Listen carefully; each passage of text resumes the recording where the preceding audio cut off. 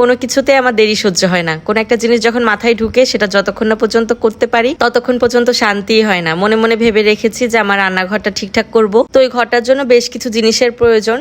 আজকে যাই কালকে যাই করে আর যেতে পারছিলাম না, কারণ খুব বেশি গরম। তারপর আবার বাবুকে রেখে কিভাবে যাব, কিন্তু ওইদিকে তো মনও মানছে না। কতক্ষণে রান্নাঘরটা সুন্দর করে সাজাবো সেটাও একটা টেনশন। এর জন্য কিছু জিনিস মাইবিনের বাবাকে দিয়ে গতকালকেই কিনে এনেছি, যেগুলো আমি না গেলে হবে না। সেইগুলো বাদে যে জিনিসগুলো তাকে বললে সে ইজিলি নিয়ে আসতে পারবে, তো ওসব জিনিসই তাকে দিয়ে আনিয়েছি। আমি আবার দেখি আজকালকার ভেতরে সময় সুযোগ করে যেতে পারি কিনা। তো সকালবেলা দিকে ভাইদের একটু আসতে বলেছিলাম, একটু কাজ ছিল, তো তার আগে বলেছিলাম একটা মুরগি ধরে দিতে, কিন্তু ওরা ব্যর্থ হয়েছে, পারেনি। তার আগে আমাদের চালতা গাছে চালতা ধরেছে দুটো, সেটা দেখাই। এই গাছটাই প্রথমবারই চালতা দিচ্ছে। মাইবিনের বাবা তো ভেবেছিল চালতা দিবে না, গাছটা কেটে ফেলবে কিনা। যাক আলহামদুলিল্লাহ এই বছরই ফল হয়েছে। তো এই দেখেন তারা দুজন কিন্তু এখনো চেষ্টা চালিয়ে যাচ্ছে মুরগিটা ধরতে পারে কিনা। আমরা ওইদিকে মশলা টসলা বেটে রেডি করে রেখেছি যে আজকে পালের একটা মুরগি জবাই করে খাবো। যদিও আমার পালের কোনো কিছু জবাই করতে ইচ্ছা করে না, কিন্তু ওই মুরগিটা একটু বেশি দুষ্ট। আমার ভাই অনেক দিন থেকে বলছিল ওটা জবাই করে দিতে, তো এর জন্য ভেবেছিলাম যে ওটাকে আজকে জবাই করে রান্না করে দিব ওদের। তো ওরা ধরতে পারিনি, কি আর করা যাবে। দেখে এখন অন্য কিছু রান্না করে খাওয়াতে হবে ওদের। আমার ভাইগুলো কত ভালো, আমার সব কাজে কত হেল্প করে।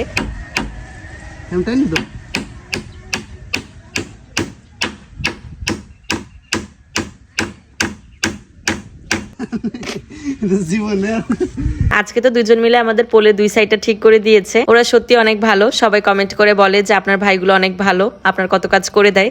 আসলেই সত্যি ওরা আমার অনেক কাজই হেল্প করে। তারপর যেটা বলছিলাম, আমার রান্নাঘরের জন্য নতুন একটা র্যাক কিনেছি। এটা মাইবিনের বাবাকে দিয়ে গতকালকে কিনে এনেছি। বাসার ভেতরে আরেকটা র্যাক আছে, কিন্তু ওইটা এটা থেকে অনেক বড়। ওইটা টানতে টানতে এখানে নিয়ে আসতে ইচ্ছা করছিল না, এই কারণে এরকম একটা কিনেছি।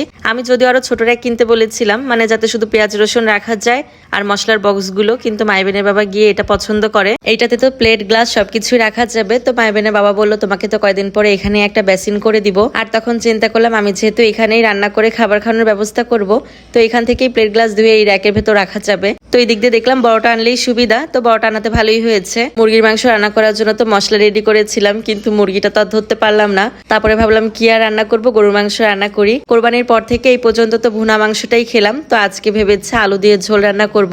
আজকে মাংসটা হাতে মাখিয়ে বসানো হবে, এই কারণে সব মশলা দিয়ে দেওয়া হয়েছে। এখন এটা ভালো করে হাতে মাখিয়ে তারপর চুলায় বসিয়ে দেওয়া হবে। আসলে আমি সবসময় না ভিডিও নিতে পারি না, রান্না বান্না গুলো মেইনলি ভাবিই করে, মাঝে মাঝে একটা দুইটা আইটেম আমি করি, তবে রান্নার সময়টা ওনার পাশে থাকার চেষ্টা করি।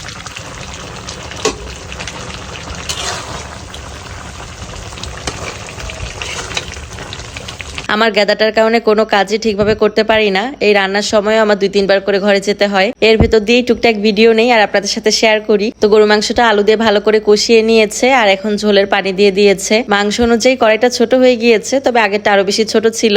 তারপর খুঁজে টুজে এই কড়াইটাতে এনে বসিয়েছে। এটা আগেরটার তুলনায় তুলনামূলক একটু বড়ই আছে। আসলে এই চুলে রান্না করতে গেলে ভালো কড়াই পাতিল এগুলো দেওয়া যায় না, কালো হয়ে যায়, প্রচুর কালি পড়ে। এই কারণে এই কড়াইগুলো এখানে ব্যবহার করি আর এগুলো ঘরেও নিতে পারি না। আপনারা আবার উল্টাপাল্টা কমেন্ট করেন না যে আমি কালো কালো কড়াইতে রান্না বান্না করি। আমি যাদের মাটির চুলায় রান্না করতে দেখেছি তারা ম্যাক্সিমামে একটা বা দুইটা কড়াই এখানে রেখে দেয়, মানে তারা শুধু এই কড়াইগুলো মাটির চুলাতেই ব্যবহার করে, এগুলো আর ঘরে নেয় না। তো আমিও সেই কাজটাই করেছি, 2টা কড়াই বাহিরে রাখবো আর বাকিগুলো ঘরেই থাকবে। তো মাংস রান্না করা শেষ আর আজকে গরুর মগজটা ভুনা করেছিলাম। গরুর মগজটা সাধারণত যেদিন কোরবানি করা হয় আমাদের সেদিনই রান্না করে ফেলা হয়, তবে এবার কেন জানি সময় পাইনি, যার কারণে আর রান্না করা হয়নি। আর তাছাড়া ভেবেছিলাম মাইবিন মাহিরাকেই খাওয়াবো, তো ওরা খেতে চাইনি বলে একটু ঝাল করে রান্না করেছি যাতে আমরাই খেয়ে ফেলতে পারি। তো এই ছিল আজকের দিনে রান্না বান্না। ভাইরা খেয়ে দিয়ে চলে যায় আর এটা হচ্ছে সন্ধ্যার সময় ভিডিও। প্রতিদিন সন্ধ্যার সময় আমার বাসায় এত এত মেহমান আসে, সবাই আমার প্রতিবেশী আর সবাই টিভি দেখতে আসে।